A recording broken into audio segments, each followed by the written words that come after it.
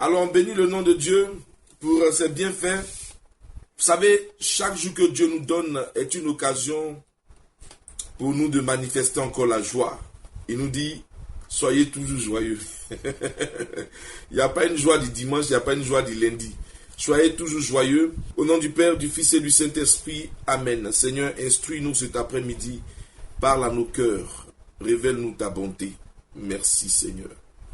Amen. Alors, comme vous avez pu le voir dans la page descriptive, le thème de ce jour, donc, il est tiré de Exode, le chapitre 15. Et nous allons lire ce passage d'abord. Voilà. Exode 15, verset donc 22 jusqu'au verset 25. Et je lis. Moïse fit partir Israël de la mer Rouge. Ils prirent la direction du désert de Chour. Et après 3 journées de marche dans le désert, ils ne trouvèrent point d'eau. Ils arrivèrent à Mara, mais ils ne purent pas boire l'eau de Mara, parce qu'elle était amère. C'est pourquoi ce lieu fut appelé Mara. Le peuple murmura contre Moïse en disant, que boirons-nous? Moïse cria à l'Éternel, et l'Éternel lui indiqua un bois qu'il jeta dans l'eau. Et l'eau devint douce. Ce fut là que l'Éternel donna au peuple des lois et des ordonnances. Et ce fut là qu'il le mit à l'épreuve. Parole du Seigneur. Voilà donc, frères et sœurs, un beau texte que nous venons bien sûr de lire. Alors, que nous dit ce passage? Écoutez bien, le peuple d'Israël venait à peine de sortir de l'Égypte.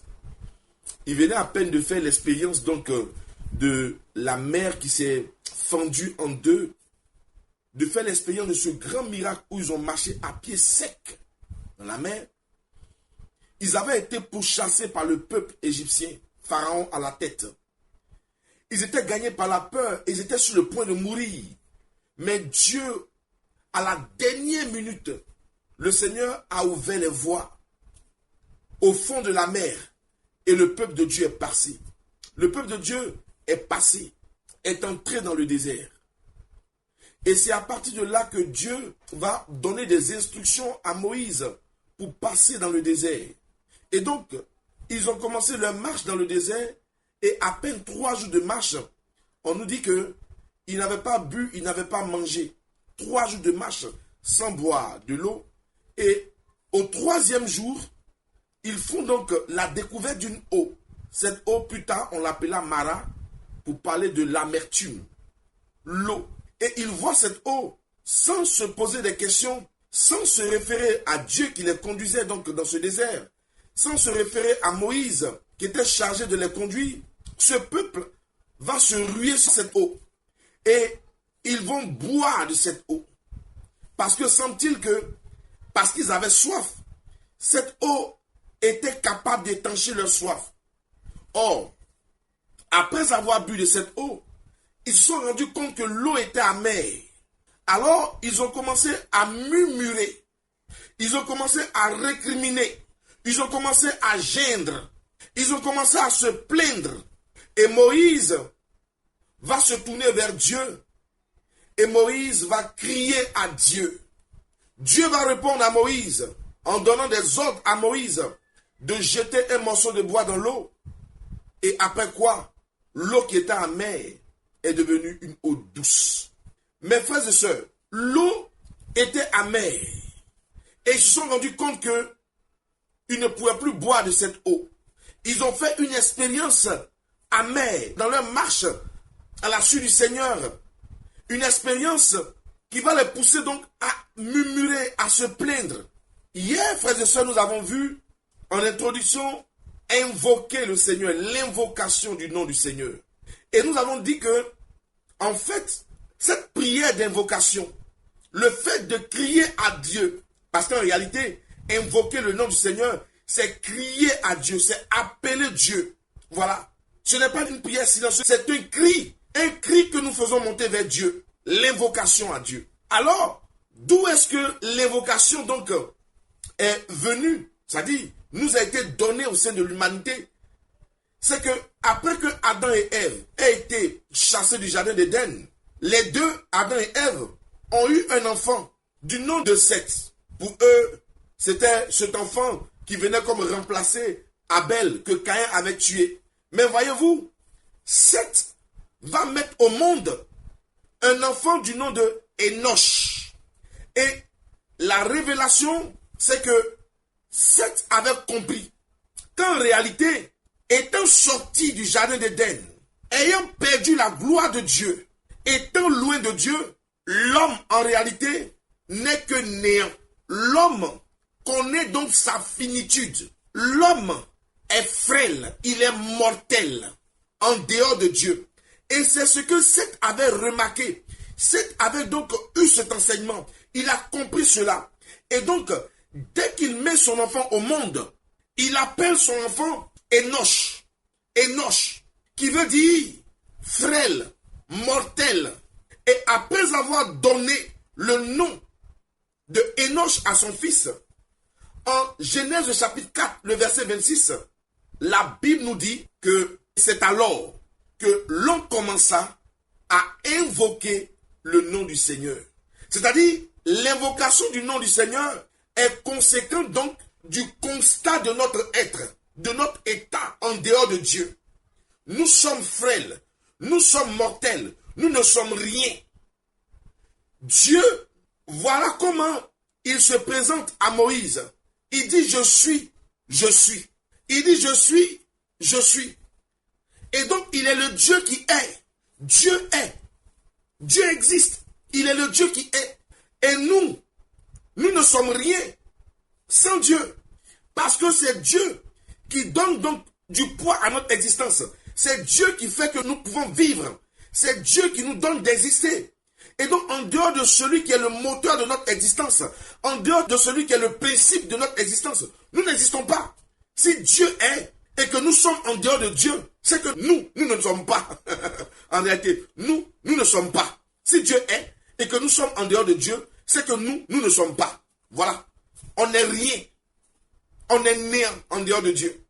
C'est pourquoi, Seth ayant compris cela, que l'humanité est devenue fragile sans Dieu. L'humanité connaît maintenant des souffrances, des douleurs. L'humanité est réduite donc à l'état, n'est-ce pas, de néant. Seth a compris qu'en réalité, si on n'invoque pas Dieu en lui disant « Oh Seigneur, voici notre être, nous ne sommes que néants, mortels, frêles. Nous avons besoin de toi, nous crions à toi. » Seth avait compris cela pour attirer le regard de Dieu sur notre situation. Car en réalité, depuis que l'homme est sorti du jardin d'Éden, l'homme connaît maintenant ses limites. L'homme est devenu fragile. L'homme est devenu mortel. Depuis qu'il est sorti du jardin d'Éden, l'homme est néant. Ce qui fait que l'homme pourra vivre, ce n'est rien d'autre que Dieu.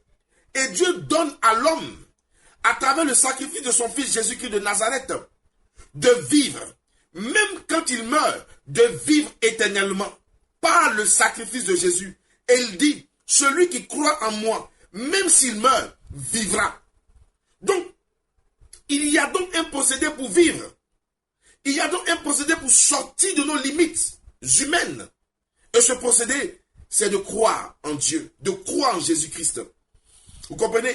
Et donc, quand nous savons que nous sommes mortels, fragiles, limités, et que notre condition humaine nous donne d'être limités à tous égards, de présenter nos faiblesses à tous égards, lorsqu'une faiblesse se présente, le moyen par lequel le Seigneur nous donne d'attirer son regard sur nous, c'est l'invocation de son nom.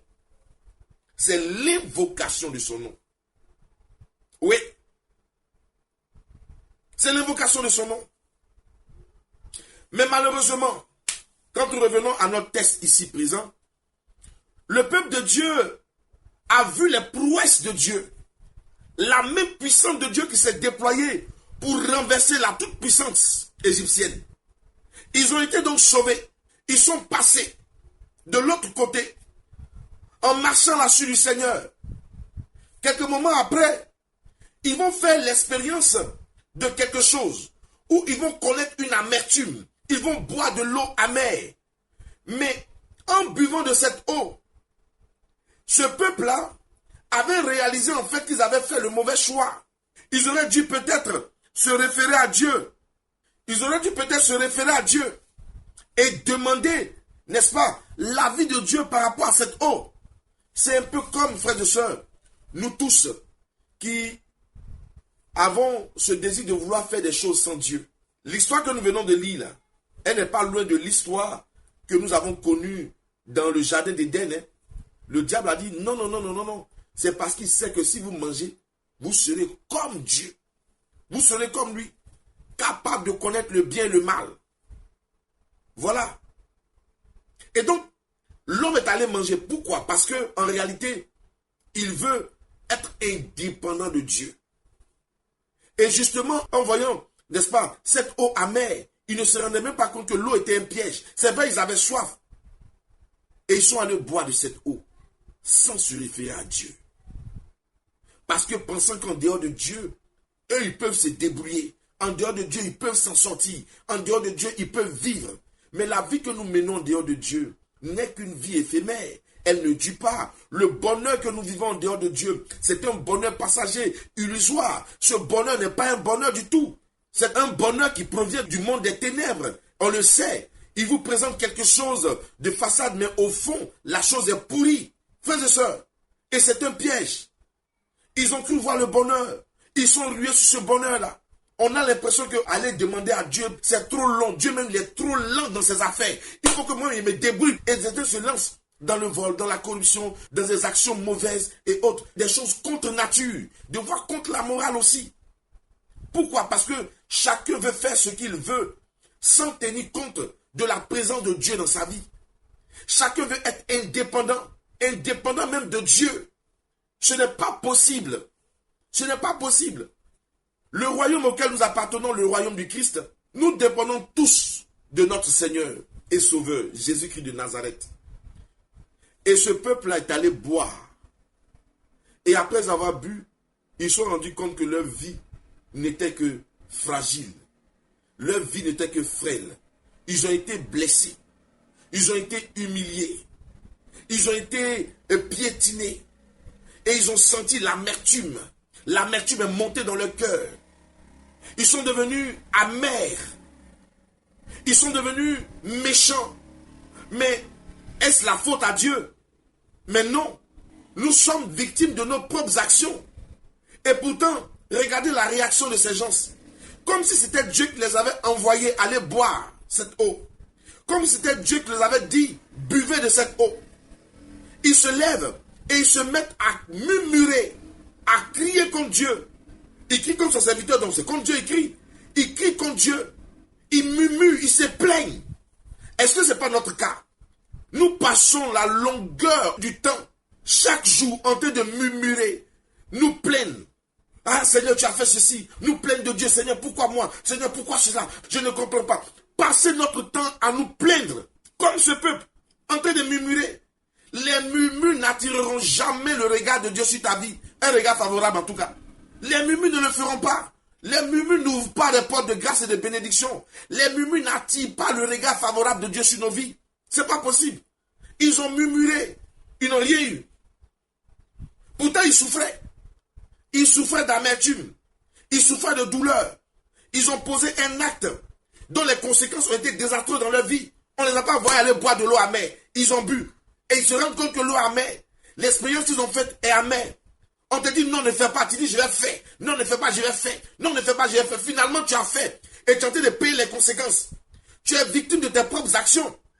Mais pourtant, pourquoi Dieu est-il au centre de tes murmures, de tes plaintes, comme si c'était lui qui t'avait poussé dedans? Et c'est comme ça que Dieu souffre aussi son trône là. Il a assis, il a dit, Seigneur, tu as vu, non, tu as fait ça. Il dit, c'est pas moi, j'ai fait, mes enfants. Donc des fois, ce peuple a commencé à crier. Depuis qu'il murmurait, il se plaignait. Est-ce que Dieu avait réagi? Non. Est-ce que Dieu a réagi? Non. Est-ce que Dieu a parlé? Non. Tes murmures là ne peuvent pas attirer le regard de Dieu, le regard favorable. Tes murmures ne peuvent pas appeler les ossements. C'est ça parce que tu te plains de quelque chose que Dieu lui va se sentir gêné sur son trône et puis va venir t'exaucer. Non. Dieu est serein. Oh.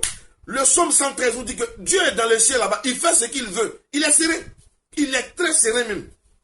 Donc on est là, on pleure, on murmure. Seigneur, on en veut à tout le monde. On en veut à tout le monde. Comme si c'était les gens qu'on voit autour de nous là, qui étaient la cause de nos malheurs. On en veut à tout le monde. On murmure ici. Quand on voit quelqu'un même, il nous énerve déjà. Mais il a fait quoi le pauvre monsieur? Il a fait quoi? Murmure, plainte. Tu as échoué à ton examen, tu te plains. Pourtant toi-même tu sais que tu n'as pas étudié. Tu sais que tu n'as pas étudié. Tu n'as pas fait de tes études ta priorité. Tu sais ça? Tu vois? Depuis tu as eu ton travail là. On t'a parlé, dit, fais attention, va au travail à l'heure. Fais attention. Toi, non seulement tu arrives en retard, mais tu es le premier à vouloir descendre du boulot. On t'a toujours averti. Maintenant, tu as perdu ton travail là. Tu as été te plaindre. Hé Dieu, pourquoi même? Tu es victime de tes propres actions. Dieu a quoi avoir dedans? Dieu a quoi avoir dedans? C'est-à-dire, c'est comme si on avait l'impression que Dieu encourageait la médiocrité. Dieu encourageait les gens qui posent des mauvaises actions comme si Dieu était pour le mal, quoi. Les gens qui font le mal. Non, Dieu n'est pas dedans. Dieu ne veut pas t'encourager dedans. Vous comprenez? Personne ne les a envoyés boire de l'eau. Personne.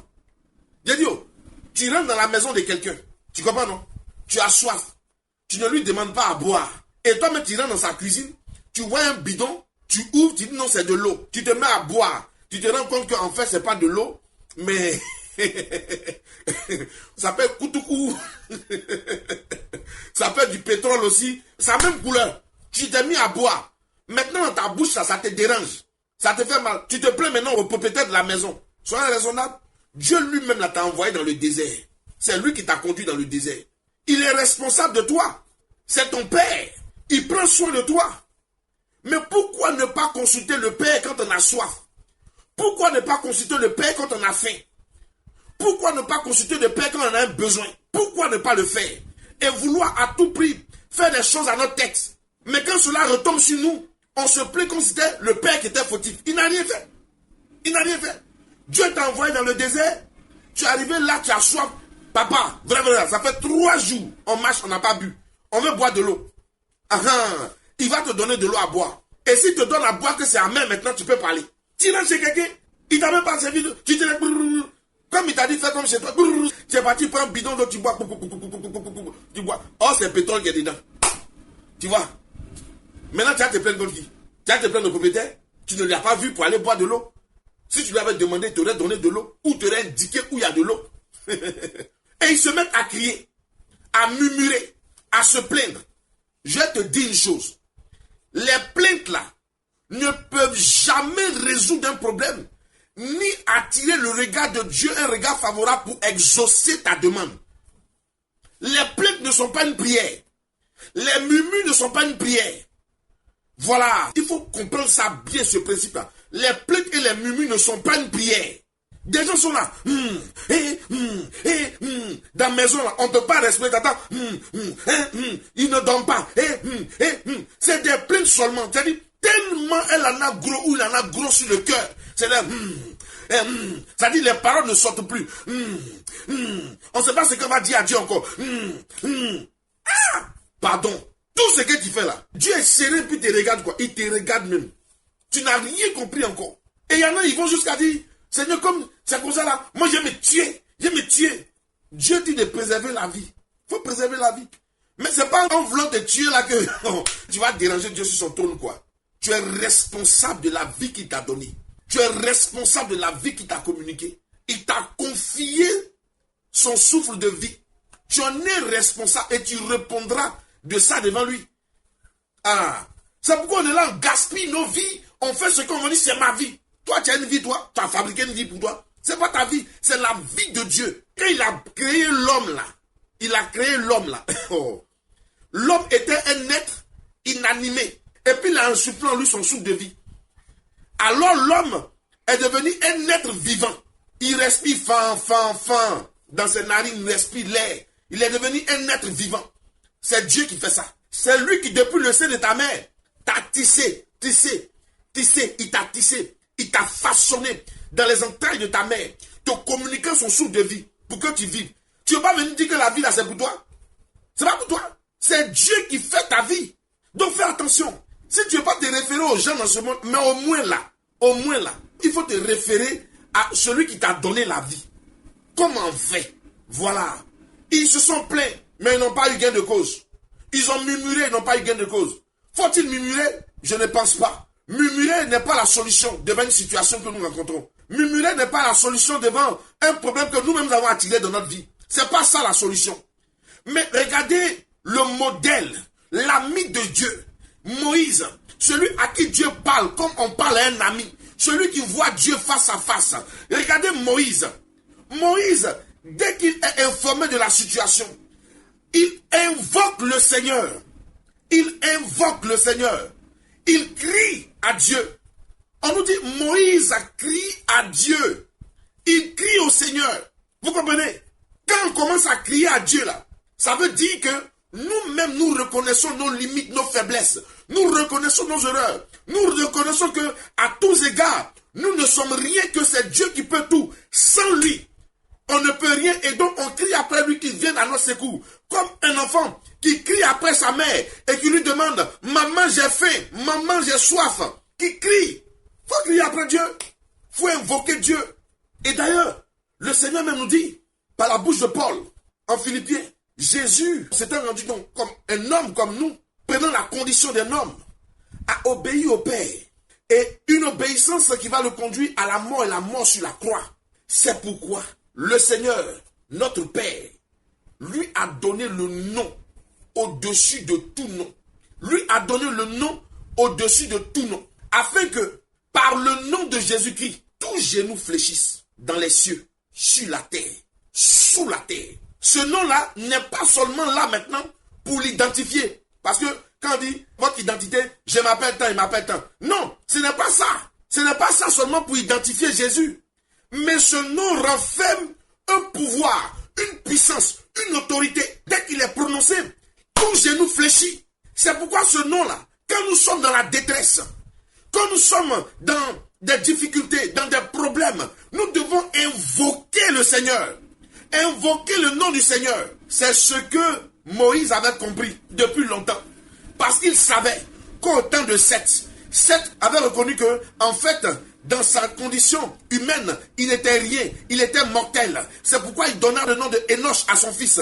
Mortel, frêle. Et c'est dès lors qu'on commença à invoquer le nom du Seigneur.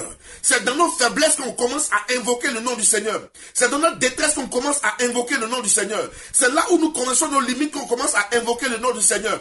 Moïse avait compris que malgré tous les efforts qu'il pourrait faire, on ne pourrait jamais ôter l'amertume qui était dans leur cœur. L'amertume qu'ils avaient goûtée, on ne pourrait pas ôter ça. C'est Dieu seul qui pouvait ôter cette amertume. C'est Dieu seul qui pouvait le faire. Alors Moïse crie à Dieu, qui est capable de tout. Celui en dehors de qui rien ne peut se faire. Il crie après lui. Et Dieu dit, Moïse, je t'ai entendu, jette ce morceau de bois dans l'eau. Et Moïse jette le morceau de bois. L'eau qui était amère est devenue une eau douce. Le peuple a pu boire. Le peuple a pu étancher sa soif. Les choses sont simples. Les choses ne sont pas compliquées avec Dieu. Généralement, c'est nous qui voulons compliquer. On veut murmurer, on veut faire un bras de fer avec Dieu, comme si on avait raison. Les choses sont simples. Ça ne va pas crier à lui. Aïe, ça ne va pas crier à Dieu. Ça ne va pas dans ta vie là. Crie au Seigneur. Mais quand toi, ça ne va pas dans ta vie, tu veux trouver des solutions humaines. Tu veux trouver des solutions humaines. Or, les solutions humaines là, c'est humain. Ça veut dire que Dieu n'est pas dedans. C'est humain. Ce qui est humain là ne dure pas. Ce qui est humain est mortel. Ce qui est humain est frêle. Alors cherche des solutions qui proviennent de Dieu. Et la solution qui vient de Dieu, c'est Dieu lui-même. Invoque-le. Invoque-le. Voilà, frères et sœurs, ce que nous devons faire. Crier à Dieu et non murmurer. Crier à Dieu et non murmurer. Car crier à Dieu, c'est invoquer le nom du Seigneur. Invoquer le nom du Seigneur, c'est une forme de prière puissante et efficace qui révèle tout notre être. Que nous ne sommes rien. Nous ne valons rien. Que nous dépendons totalement et absolument de Dieu. Voilà mes frères et sœurs ce que je voulais partager avec vous aujourd'hui. Retenons une chose, ça ne sert à rien de vous asseoir dans votre coin, vous morfondre, murmurer, en vouloir aux gens, en vouloir aux uns aux autres. Ça ne sert absolument à rien. Tu seras en train de gâcher ta vie inutilement, de te blesser intérieurement inutilement. Pendant que rien ne va, regarde à celui qui t'a créé. Regarde à ton Rédempteur, celui qui est mort à la croix pour toi. Regarde-le et crie après lui. Crie son nom. Appelle-le. Que Dieu te bénisse. Que Dieu te garde soigneusement dans les creux de ses mains. Que toutes les fois où tu sentiras tes faiblesses, tes limites, que tu aies le seul réflexe d'invoquer le Seigneur. Invoque-le au jour de ta détresse et il te répondra. Dieu te bénisse. Voilà mes frères et sœurs, le message que j'avais voulu partager avec vous aujourd'hui en ce pain quotidien. Alors, soyez bénis, que Dieu vous garde précieusement dans les creux de ses mains. Nous nous donnons rendez-vous demain, 4h GMT pour l'intercession matinale. Et puis, nous serons ensemble à 13h GMT pour le pain quotidien. Voilà, portez-vous bien. N'oubliez pas de liker et de vous abonner à la page Actes de Cappadoce. Dieu vous garde. Portez-vous bien. Bye bye.